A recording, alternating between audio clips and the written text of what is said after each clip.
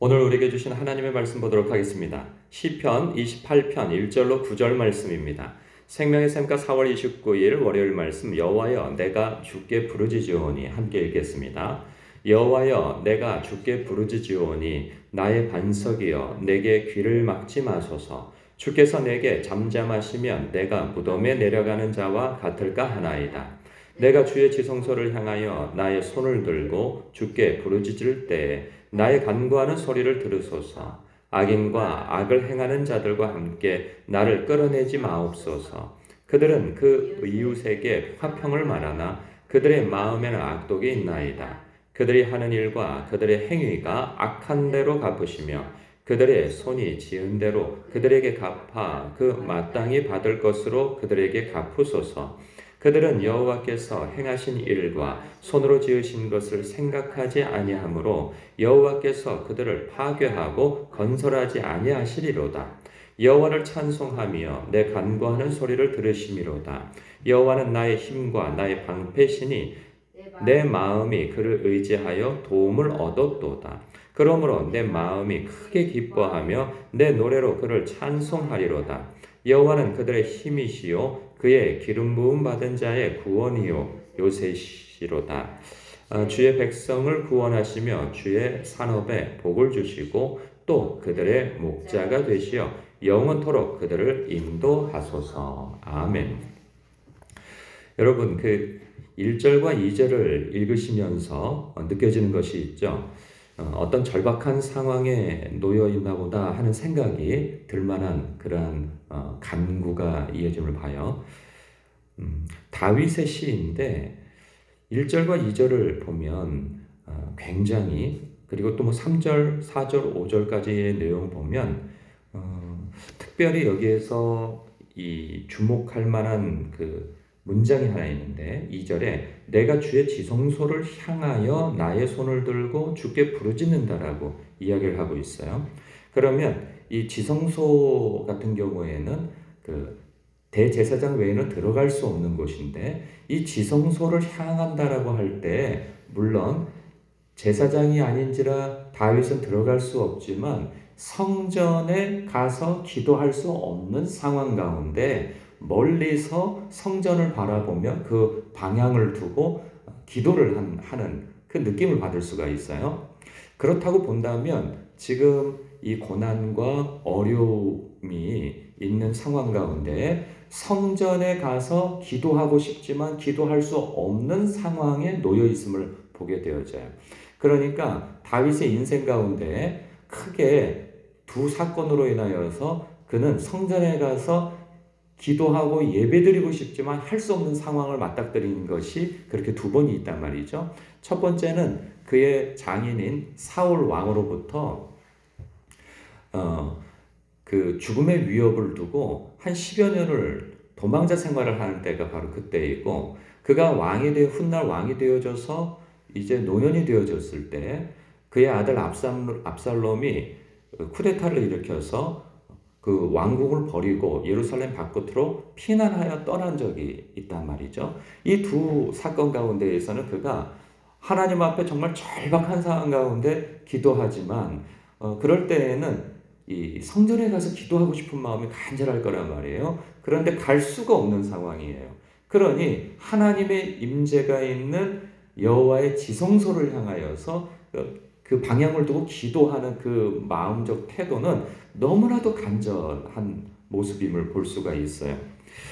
여기에서 오늘 시편 28편에서 우리가 응답받는 기도의 태도 크게 두 가지를 발견할 수 있는데, 그것은 무엇이냐면 이런 곤란한 지경 가운데 하나님 앞에 간절한 마음으로 기도하는 태도를 갖는 거죠. 마음가짐과 그 마음가짐에서 나오는 태도를 가지고 기도하는 거예요.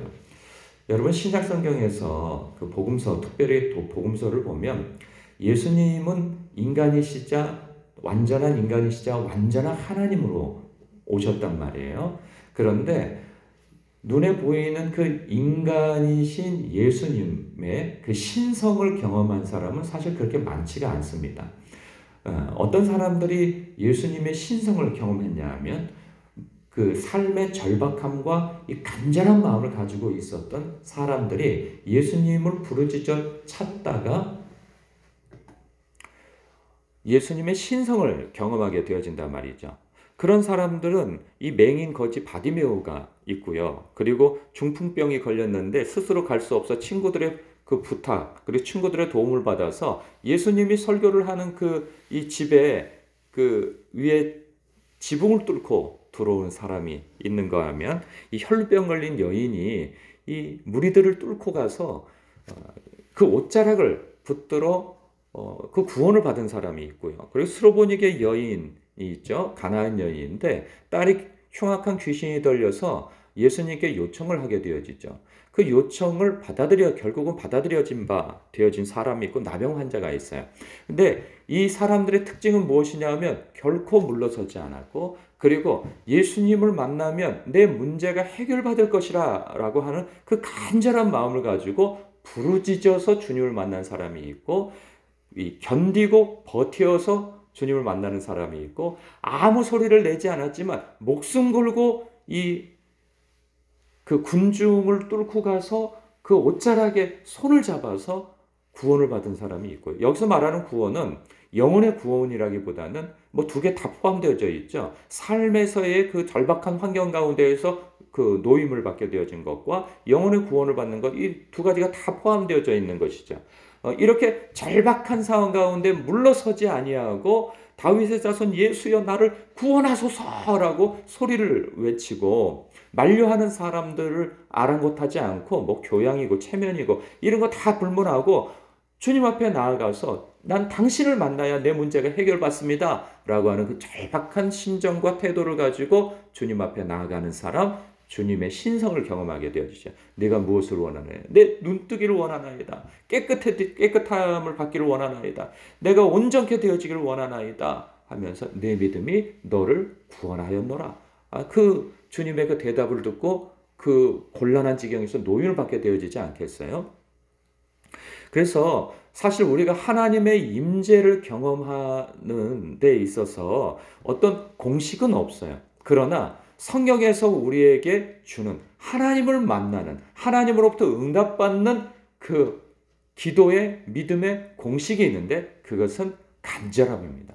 간절함 가운데에서 주님을 붙드는 그 태도, 그 마음가짐, 그 주님의 신성을 경험할 수 있는 것이고 하나님의 임재를 경험하고 하나님의 음성을 들을 수 있는 것이죠. 그런가 하면 두 번째로 응답받는 기도의 태도 두 가지를 소개받고 있는데 하나님의 성품을 알고 기도하는 것이죠. 보면 6절에 보면 여호와를 찬송하며 내 간구하는 소리를 들으심이로다.